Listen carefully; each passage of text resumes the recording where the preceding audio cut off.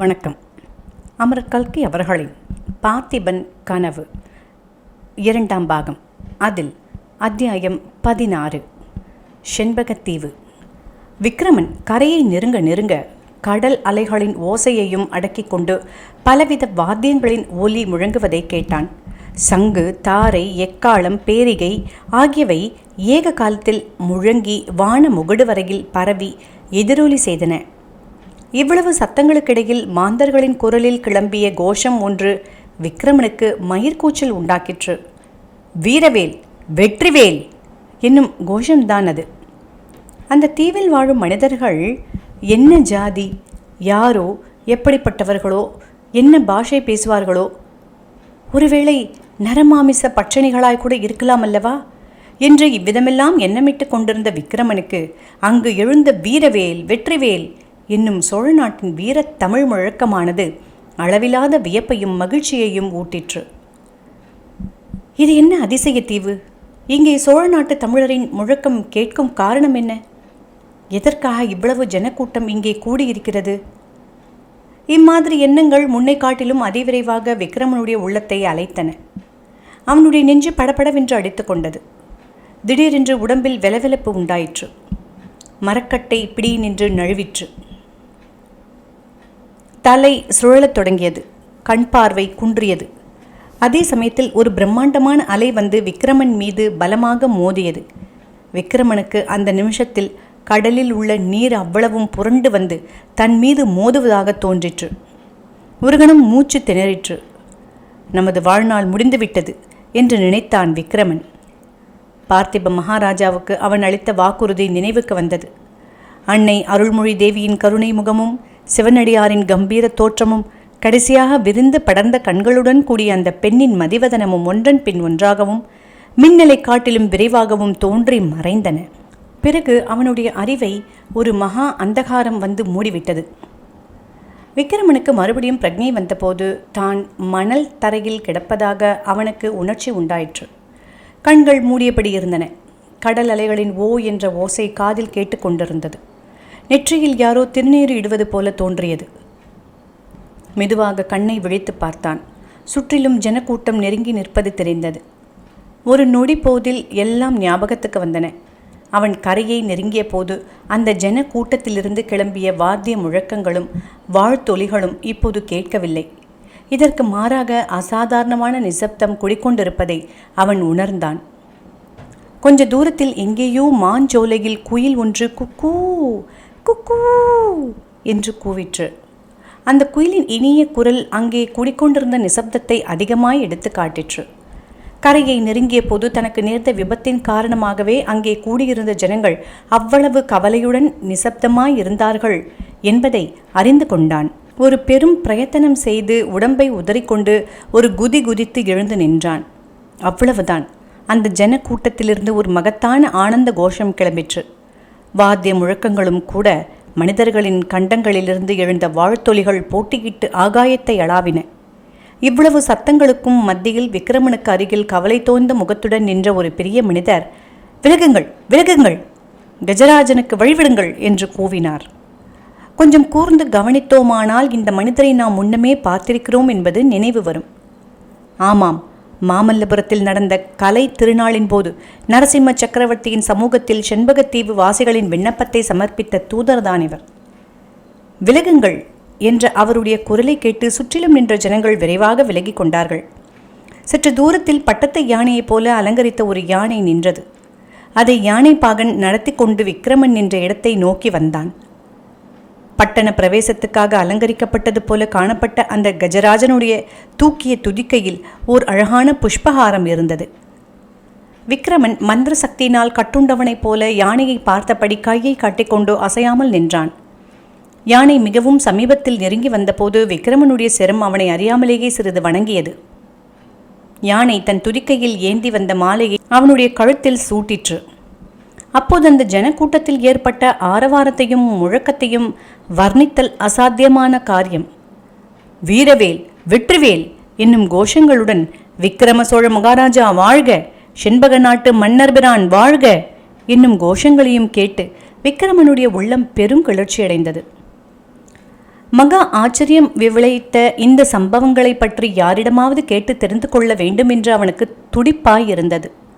ஆனால் அருகில் நின்றவர்களிடம் பேசுவதற்கு கூட அச்சமயம் அவனுக்கு அவகாசம் கிடைக்கவில்லை. ஏக ஆரவாரங்களுக்கிடையில் விக்கிரமனை அந்த யானையின் மீது அமைந்திருந்த அம்பாரியில் ஏற்றினார்கள். யானை கடற்கரையிலிருந்து உள்நாட்டை நோக்கி கம்பீரமாக நடந்து செல்ல ஜனக்கூட்டமும் ஆரவாரத்துடன் அதை பின்தொடர்ந்து சென்றது. அம்பாரியின் மீது வீற்றிருந்த விக்கிரமனோ, இல்லை, இதெல்லாம் நிச்சயமாக உண்மையில்லை, கனவுதான் காண்கிறோம், அல்லது இந்திரஜாலம் மகேந்திரஜாலம் என்று சொல்வார்களே, அப்படி ஏதாவது இருக்க வேண்டும் என்று அடிக்கடி எண்ணிக்கொண்டான். சுற்றுமுற்றும் அவன் கண்ணில் பட்ட தென்னந்தோப்புகள், மாஞ்சோலிகள், கழனிகள், கால்வாய்கள் எல்லாம் அவனுக்கு சோழ நாட்டு காட்சிகளாகவே புலப்பட்டன. சிறிது நேரம் போன பிறகு ஒரு கிராமம் தென்பட்டதும் அதுவும் தமிழ்நாட்டு கிராமமாகவே தோன்றியது.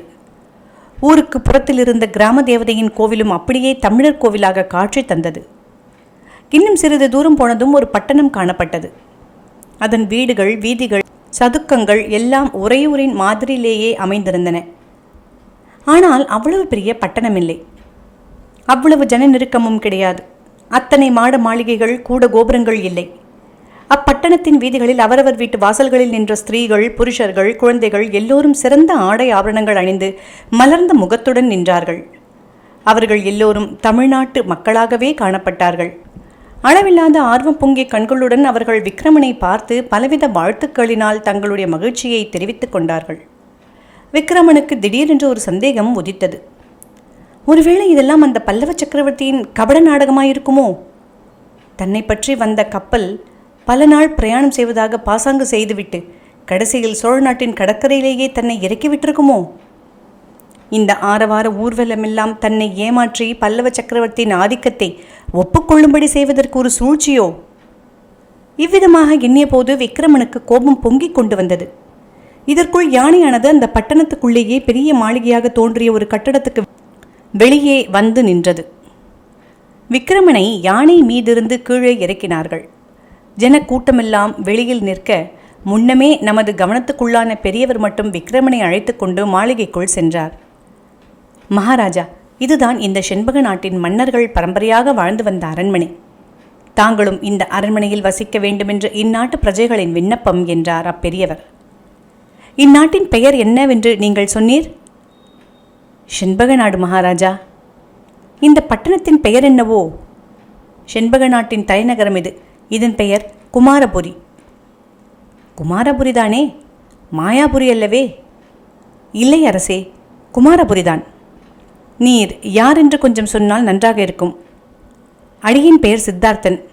காலஞ்சென்ற விஷ்ணுவர்தன மகாராஜாவுக்கு நான் முதல் மந்திரி. தங்களுக்கு விருப்பம் இருந்தால்...